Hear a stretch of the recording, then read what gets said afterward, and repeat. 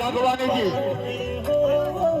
तमाम ग्रामवासियों को याद दिलाना चाहते हैं कि 12 नंबर पैंतीस छाप याद रखेंगे बच्चों। 12 नंबर पैंतीस छाप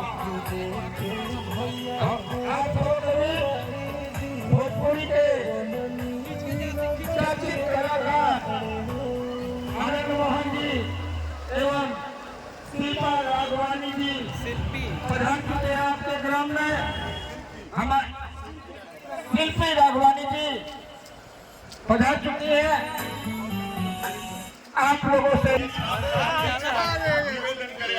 करें हम साहब गिरवालों का आशीर्वाद प्रणाम रुआ काराकाट लोकसभा क्षेत्र से वहाँ के प्रत्याशी बानी निर्दलीय प्रत्याशी बानी आदरणीय पवन सिंह जी जेकर दैवी गीत जेकर सिनेमा और एक से एक चरित्र अभिनय रुआ देखी ले।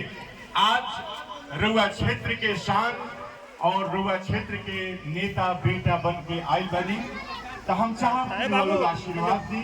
वहाँ के निशान बाटे तार तार तार तार 12 नंबर पर जब जाए वोट देवे तो बैलेट पेपर जब मिली तो